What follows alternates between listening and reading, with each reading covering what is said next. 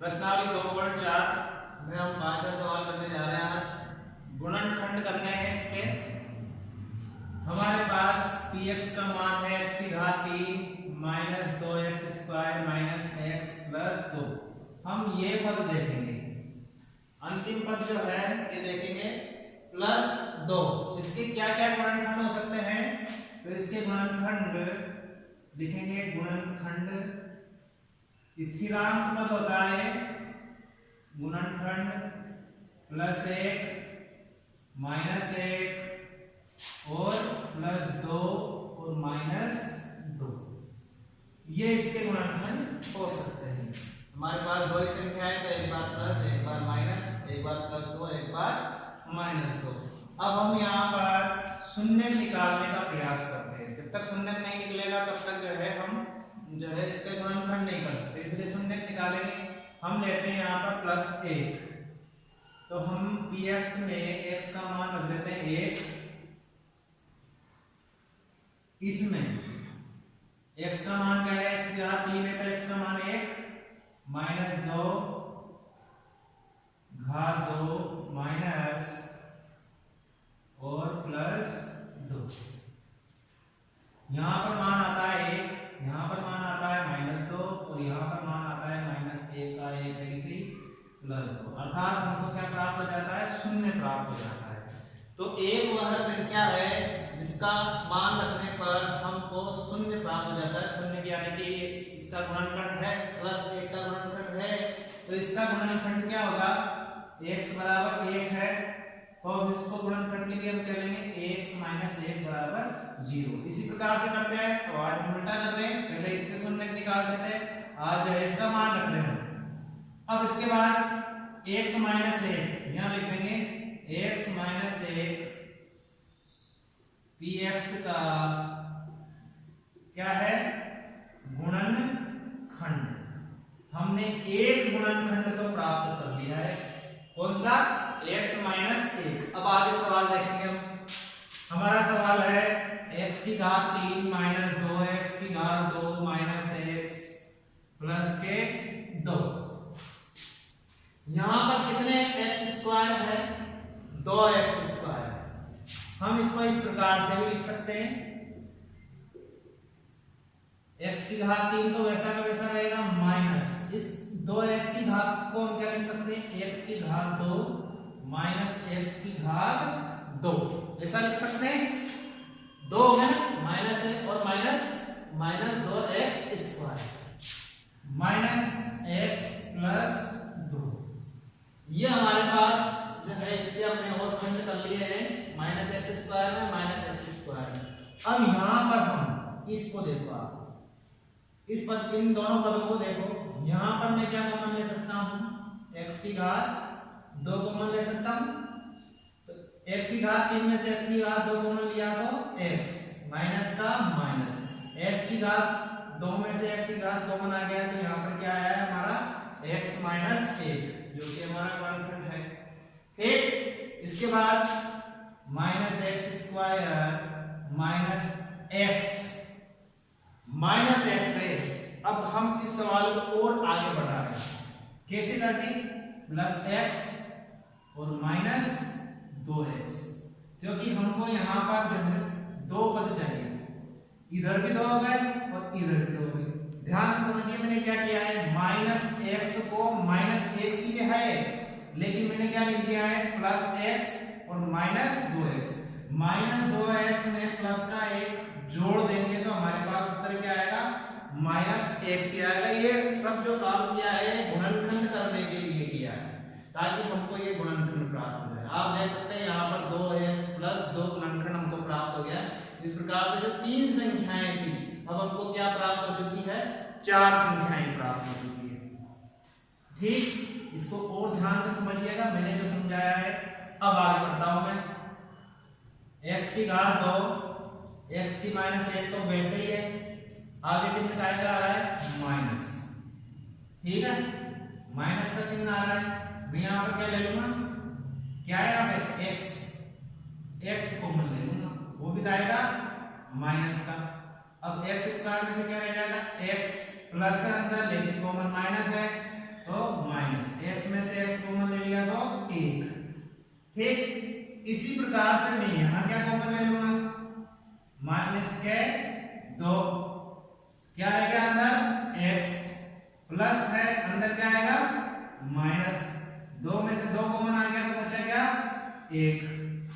इस प्रकार से हमको ये प्राप्त होता है, ये गुणनखंड प्राप्त होता है। अब इसको मैं कैसे लिख सकता हूं, x माइनस 1, तीनों में से कॉमन, ठीक। और इसके बाद x स्क्वायर माइनस x और माइनस 2। अब हम इसके गुणनखंड कर सकते हैं आसानी से। क्या होंगे इसके गुणनखंड, आप लोग स्वयं निकाल करके देखेंगे। इसके गुणनखंड क्या हो सकते हैं,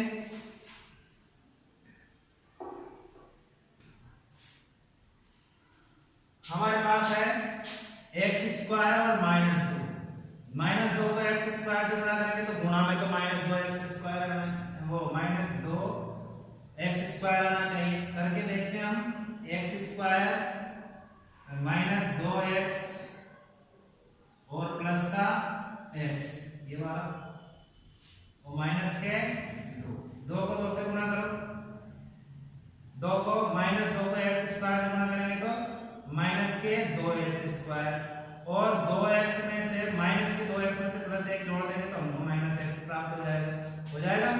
आगे बढ़ेंगे हम, x स्क्वायर साथ में ही चलेगा, x माइनस 1, यहां पर क्या कॉमन ले लूंगा मैं x, तो यहां पर कितना रह जाएगा x माइनस 2, यहां पर क्या कॉमन आएगा प्लस 1, क्योंकि x माइनस 2 ही है, पढ़ रखा है पहले, हम जानते हैं एक कॉमन लेना, मैंने बताया था पहले। अब x माइनस 1 और यहां पर क्या प्राप्त हुआ है x प्लस 1 और x माइनस 2, ये 3 गुणनखंड हमको प्राप्त होते हैं इस सवाल में। थोड़ा सा जो है यहां पर ध्यान करना पड़ेगा हमको, बाकी बहुत सीधा सवाल है।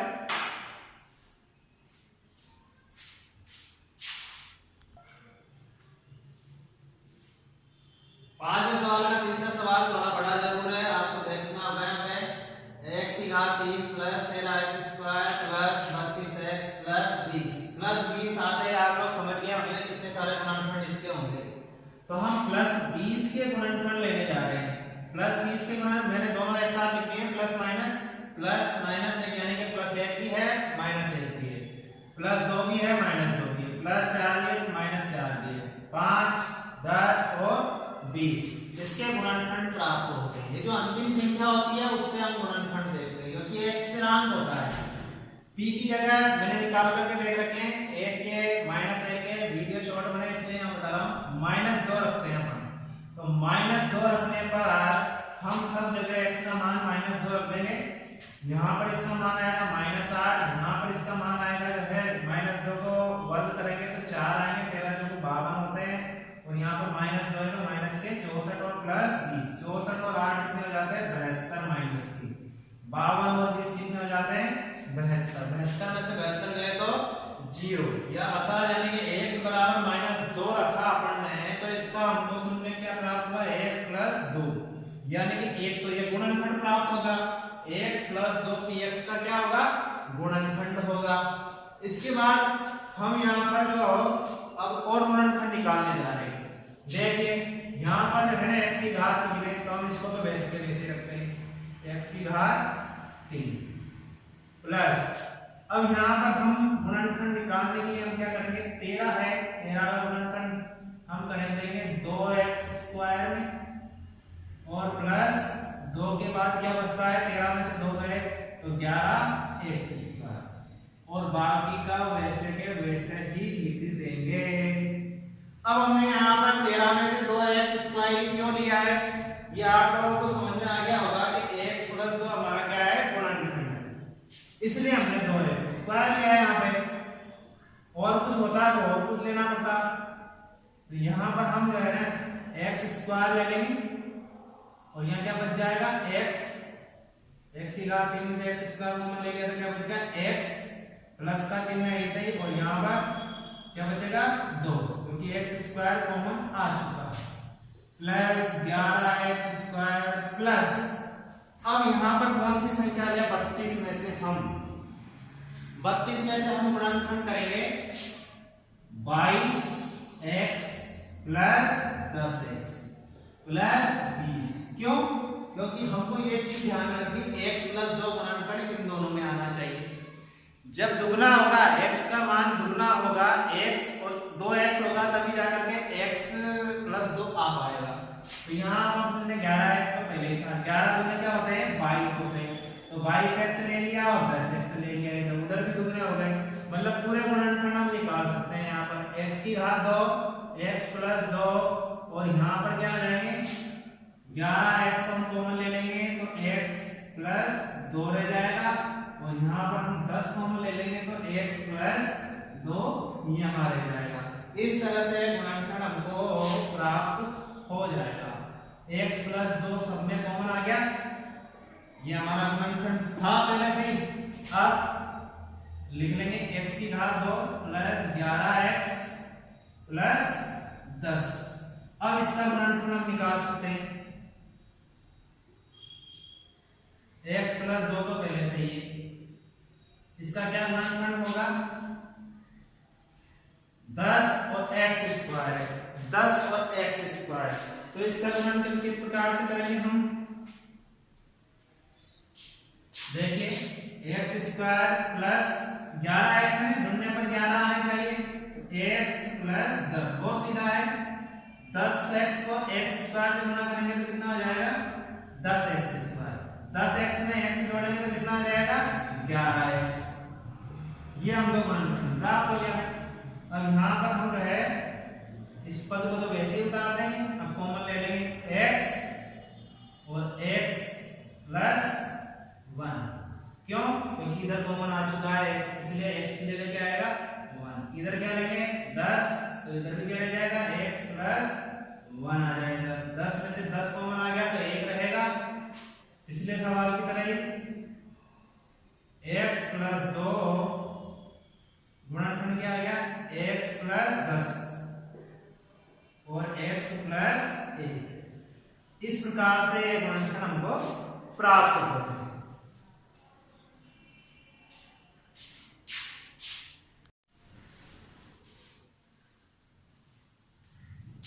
प्रश्नावली 2.4 में हम 5वां सवाल करने जा रहे हैं। गुणनखंड करने हैं इसके। हमारे पास px का मान है x की घात 3 minus 2x² minus x plus 2। हम ये पद देखेंगे, अंतिम पद जो है ये देखेंगे प्लस 2। इसके क्या क्या गुणनखंड हो सकते हैं, तो इसके गुणनखंड लिखेंगे, गुणनखंड स्थिरांक पद होता है, गुणनखंड प्लस 1 माइनस 1 और प्लस 2 और माइनस 2, ये इसके गुणनखंड हो सकते हैं। हमारे पास दो ही संख्या है, तो एक बार प्लस एक बार माइनस, एक बार प्लस 2 एक बार माइनस 2। अब हम यहाँ पर शून्य निकालने का प्रयास करते हैं। जब तक शून्य नहीं निकलेगा तब तक जो है हम जो है इसका गुणनखंड नहीं कर सकते, इसलिए शून्य निकालेंगे। हम लेते हैं यहाँ पर प्लस 1, तो हम px में x का मान रख देते हैं 1, इसमें x का मान क्या है, x की घात 3 है तो x का मान 1 माइनस 2 घात 2 माइनस और प्लस 2। यहाँ पर मान आता है 1, यहाँ पर मान आता है माइनस 2 और यहाँ पर मान आता है माइनस 1 का 1 है इसी प्लस 2, अर्थात हमको क्या प्राप्त हो जाता है, शून्य प्राप्त हो जाता है। तो एक वह संख्या है जिसका मान रखने पर हमको शून्य प्राप्त हो जाता है। शून्य यानी कि इसका गुणनखंड है, प्लस 1 का गुणनखंड है, तो इसका गुणनखंड क्या होगा, x बराबर 1 है, तो अब इसको गुणनखंड के लिए हम क्या लेंगे, x माइनस 1 बराबर 0। इसी प्रकार से करते हैं। तो आज हम उल्टा कर रहे हैं, पहले इससे शून्य निकाल देते हैं, आज जो है इसका मान रख रहे हैं। अब इसके बाद x माइनस 1 यहाँ लिख देंगे, x माइनस 1 px का क्या है? गुणनखंड। हमने एक गुणनखंड तो प्राप्त कर लिया है। कौन सा? x minus 1। अब आगे सवाल देखेंगे हम। हमारा सवाल है x की घात 3 माइनस 2x की घात 2 माइनस x प्लस के 2। यहां पर कितने x स्क्वायर है? 2x square. हम इसको इस प्रकार से भी लिख सकते हैं, x की घात 3 तो वैसा का वैसा रहेगा, माइनस इस 2x की घात को हम क्या लिख सकते हैं? x की घात 2 माइनस x की घात 2, ऐसा लिख सकते हैं। 2 है माइनस है और minus minus 2x square minus x plus 2। ये हमारे पास जो है इसके हमने और खंड कर लिए हैं माइनस एक्स स्क्वायर में माइनस एक्स स्क्वायर में। अब यहां पर हम इसको देखो, आप इस पद इन दोनों पदों को देखो। यहां पर मैं क्या कॉमन ले सकता हूं? x की घात 2 कॉमन ले सकता हूं। तो x की घात 3 में से x की घात 2 कॉमन लिया तो x माइनस का माइनस, x की घात 2 में से x की घात कॉमन आ गया तो यहां पर क्या आया है हमारा? x माइनस 1 जो कि हमारा गुणनखंड है। ठीक, इसके बाद minus x square minus x है। अब हम इस सवाल को और आगे बढ़ा रहे हैं। कैसे करके? प्लस एक्स और माइनस 2x, क्योंकि हमको यहाँ पर जो है 2 पद चाहिए, इधर भी 2 हो गए और इधर भी 2 हो गए। ध्यान से समझिए, मैंने क्या किया है? माइनस एक्स को माइनस एक्स ही है, लेकिन मैंने क्या लिख दिया है? प्लस x और माइनस 2x। माइनस 2x में प्लस का 1 जोड़ देंगे तो हमारे पास उत्तर क्या आएगा? माइनस x ही आएगा। ये सब जो काम किया है गुणनखंड करने के लिए किया है, ताकि हमको ये गुणनखंड प्राप्त हो जाए। आप देख सकते हैं यहाँ पर 2x प्लस 2 गुणनखंड हमको प्राप्त हो गया। इस प्रकार से जो 3 संख्याएं थी, अब हमको क्या प्राप्त हो चुकी है? 4 संख्याएं प्राप्त हो चुकी है। ठीक, इसको और ध्यान से समझिएगा, मैंने जो समझाया है। अब आगे बढ़ता हूं मैं। x की घात 2, x की माइनस 1 तो वैसे ही है, आगे चिन्ह का आ रहा है माइनस। ठीक है, माइनस का चिन्ह आ रहा है। मैं यहां पर क्या ले लूंगा? क्या है यहाँ पे? x कॉमन ले लूंगा, वो भी आएगा माइनस का। अब x स्क्वायर में से क्या रह जाएगा? x प्लस है अंदर, लेकिन कॉमन माइनस है तो माइनस, x में से x कॉमन ले लिया तो 1। ठीक, इसी प्रकार से मैं यहां क्या कॉमन ले लूंगा? माइनस के 2, क्या रहेगा अंदर? x प्लस है अंदर क्या आएगा? माइनस 2 में से 2 कॉमन आ गया तो बचा क्या? 1। इस प्रकार से हमको ये प्राप्त होता है, ये गुणनखंड प्राप्त होता है। अब इसको मैं कैसे लिख सकता हूं?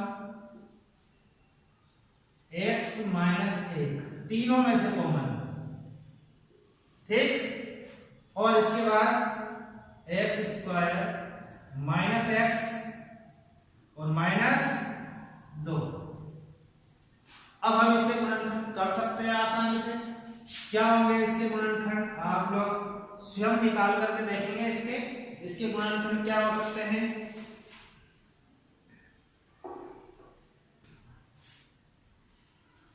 हमारे पास है एक्स स्क्वायर और माइनस 2। माइनस 2 को एक्स स्क्वायर से गुणा करेंगे तो गुणा में तो माइनस 2 एक्स स्क्वायर, वो माइनस 2 एक्स स्क्वायर आना चाहिए। करके देखते हैं हम। एक्स स्क्वायर माइनस 2x और प्लस का x, ये वाला, और माइनस के 2 को 2 से गुणा करो। 2 को माइनस 2 को एक्स स्क्वायर से गुणा करेंगे तो माइनस के 2x स्क्वायर, और 2x में से माइनस के 2x में से प्लस 1 जोड़ देंगे तो हमको माइनस x प्राप्त हो जाएगा। आगे बढ़ेंगे हम। x स्क्वायर साथ में ही चलेगा, x माइनस 1, यहां पर क्या कॉमन ले लूंगा मैं? x, तो यहां पर कितना रह जाएगा? x minus 2। यहां पर क्या कॉमन आएगा? प्लस 1, क्योंकि x माइनस 2 ही है, पढ़ रखा है पहले, हम जानते हैं। एक कॉमन लेना मैंने बताया था पहले। अब x माइनस 1 और यहाँ पर क्या प्राप्त हुआ है x प्लस 1 और x माइनस 2। ये 3 गुणनखंड हमको प्राप्त होते हैं इस सवाल में। थोड़ा सा जो है यहाँ पर ध्यान करना पड़ेगा हमको, बाकी बहुत सीधा सवाल है।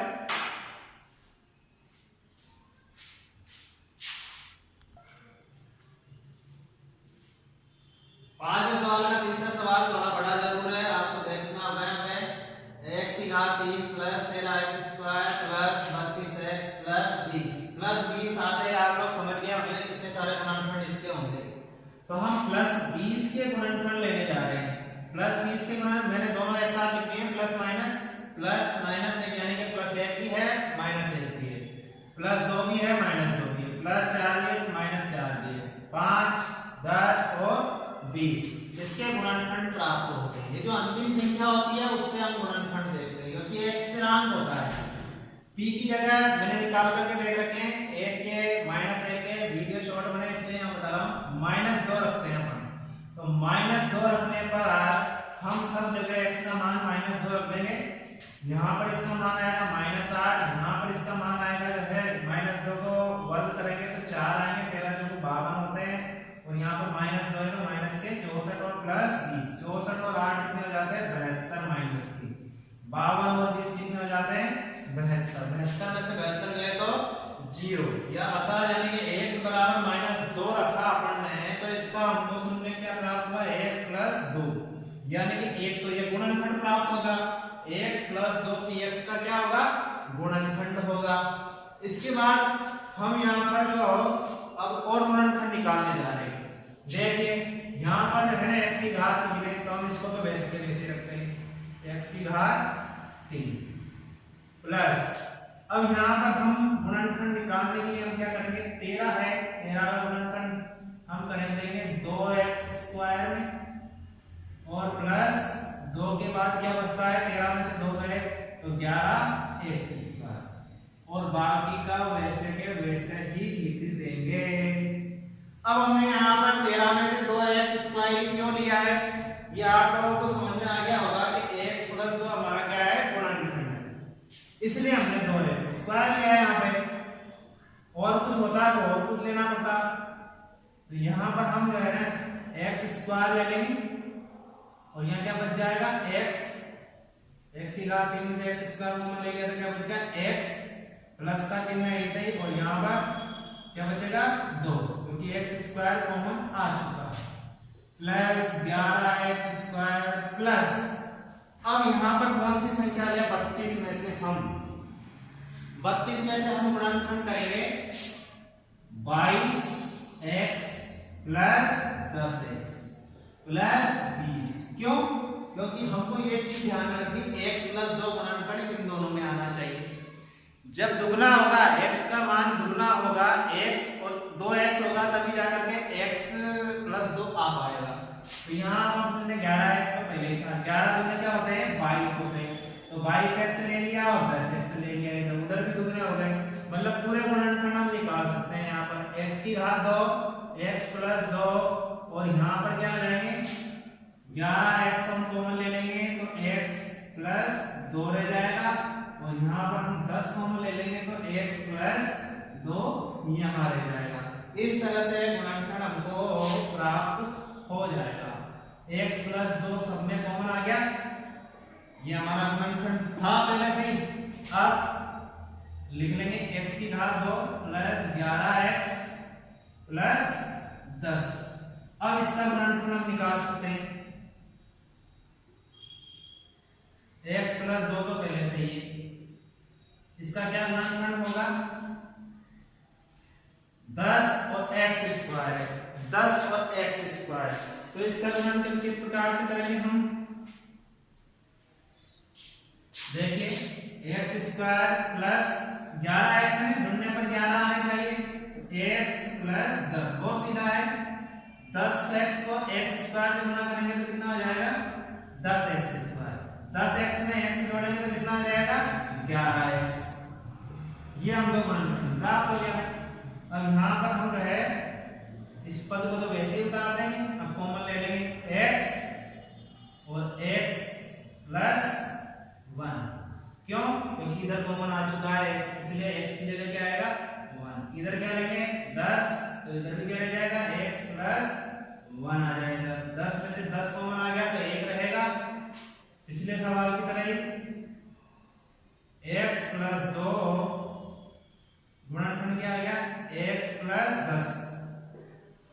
और x प्लस 1। इस प्रकार से गुणनफल हमको प्राप्त होता है।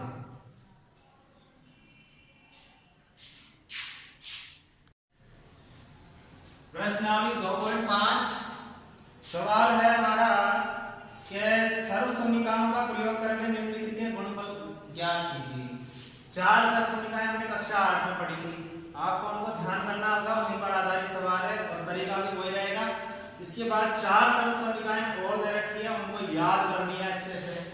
यहाँ पर मैं सवाल ले रहा हूँ तो इसमें कौन सी सर्व समीकरण लगेगी हम देख रहे हैं। x plus a, x plus b, तो x का मान क्या है, x प्लस a और x प्लस b। क्योंकि a और b के मान अलग अलग है इसलिए हम ये वाली ले रहे हैं, x square plus a plus b x plus ab। ये सर्व समीकरण थी। अब इसमें हम x का मान तो क्या है, x, a का मान क्या है 4 और b का मान क्या है 10। कक्षा 8 में मैंने आपको यही तरीका बताया था। ये मान रखने से हम आसानी से इस सर्व समीकरण में हम मान रख सकते हैं। देखिए x का मान तो x है तो ये तो कोई दिक्कत नहीं है, x स्क्वायर हो जाएगा, प्लस a का मान क्या है 4, b का मान क्या है 10 और यहाँ पर x प्लस 4 गुना 10, a का मान 4, b का मान 10। आगे निकालेंगे x स्क्वायर प्लस 10 से 4 14 हो जाते हैं तो 14x प्लस 4 को 10 से गुणा करेंगे तो 40। ये जो है अपना सर्व समीकरणों के द्वारा गुणनफल प्राप्त हो जाता है। चौथा लेंगे हम, यहाँ पर हम देख रहे हैं y स्क्वायर 3/2 3/2, अंतर किसका है, प्लस का और माइनस का।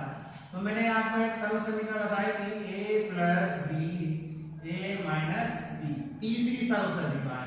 ये कौन सी थी, चौथी सरल समीकरण, ये तीसरी है। तो इसका क्या होगा, a square minus b square. ये थर्ड सरल समीकरण, तीसरी सरल समीकरण है गुणनफल की। अब हम यहाँ पर a का मान क्या ले रहे हैं, y है ना, स्क्वायर के रूप में है, और b का मान क्या ले रहे हैं 3/2, यही मान है।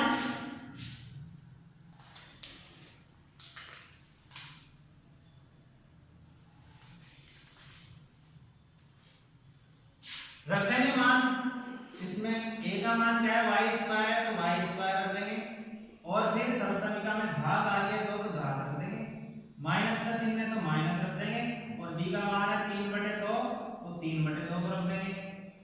y की घात कितनी हो गई, 2 गुना 2 कितनी हो जाती है 4 हो जाती है, माइनस 3 का वर्ग करेंगे हम, कितना हो जाता है 9, 2 का वर्ग करेंगे तो कितना हो जाता है 4। इस प्रकार से हमको इसका गुणनफल यह आसानी से प्राप्त हो जाता है।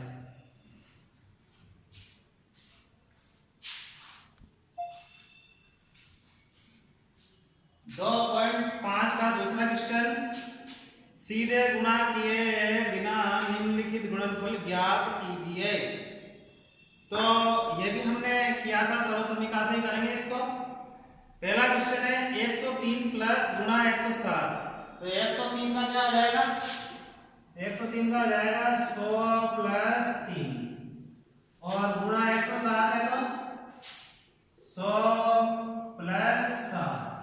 चौथी वाली सरल समीकरण लगा करके इसको हल किया जा सकता है। दूसरा है 95 गुणा 96, 95 इंटू 96, तो इसको कैसे करते सकते हैं, 100 माइनस 5 और 100 माइनस जो है 4 कर सकते हैं इसको। ये भी, इसमें भी चौथी लगेगी और इसमें भी चौथी लगेगी। आपको a का मान लेना है -5 और b का मान लेना है -4। ये दो सवाल आप कर लेंगे, पहले प्रश्न के भी आप बचे हुए सवाल कर लेंगे, आसान है। यहाँ देखिए आप संख्याएं अलग अलग है, 104 और 96, तो यहाँ क्या लिखेंगे 100 प्लस 4, और यहाँ क्या लिखेंगे 100 माइनस 4। a का मान क्या आता है, पहले सरल समीकरण देखेंगे 100 प्लस 4, 100 माइनस 4, यानी क्या बन गई a प्लस b और a माइनस b। ये सरल समीकरण हमको इसमें लगानी है। इसके बाद a का मान क्या है, a का मान है 100 और b का मान क्या है 4। लगा देंगे सरसमीका क्या है a square minus b square बराबर करके लिख देंगे 100 का वर्ग यानी कि a का वर्ग माइनस b का वर्ग। b कितना है 4 है तो b का वर्ग हो जाएगा। यहाँ पर 100 के वर्ग कितना हो गया 10,000 हो गया, जिसका कितना हो गया 16। तो 10,000 में से हम जो है 16 घटा लेते हैं तो आपको कितने प्राप्त होते हैं 9,984 प्राप्त होते हैं। इस प्रकार से हम ये सवाल कर लेंगे। इसके बाद है सवाल क्रमांक 3। सवाल क्रमांक 3 है उपयुक्त सर्वसमीकरणों का प्रयोग करके निम्नलिखित का गुणनखंड कीजिए। गुणनखंड करना है तो सबसे पहले तो हम इस सर्वसमीकरण को देखेंगे कि ये देख कैसी रही है हमको।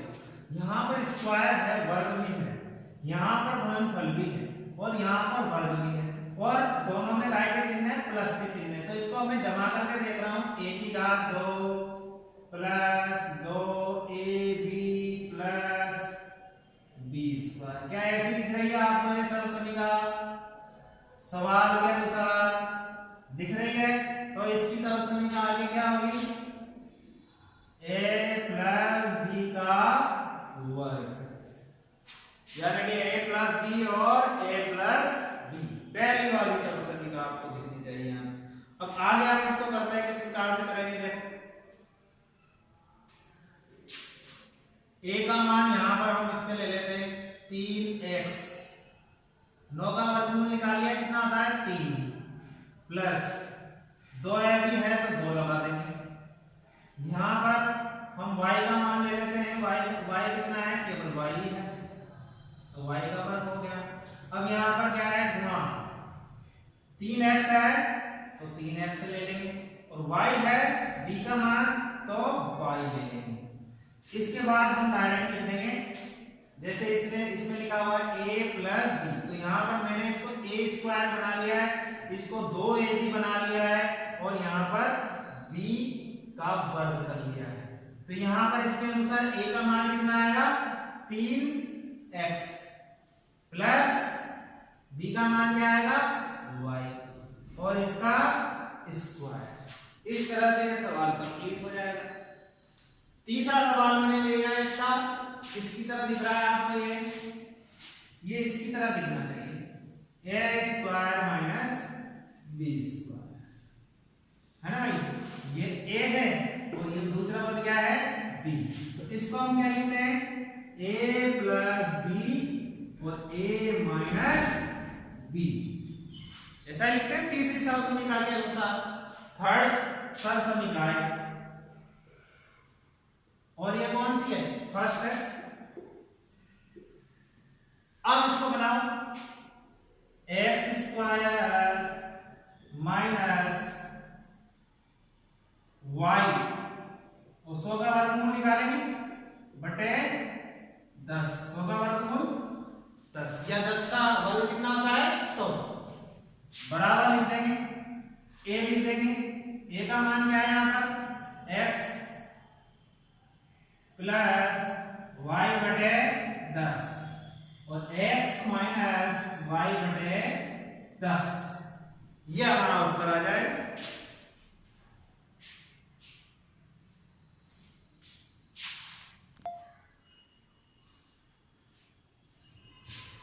अभी मैंने सर्वसमीकरणों के बारे में बात की थी आपसे।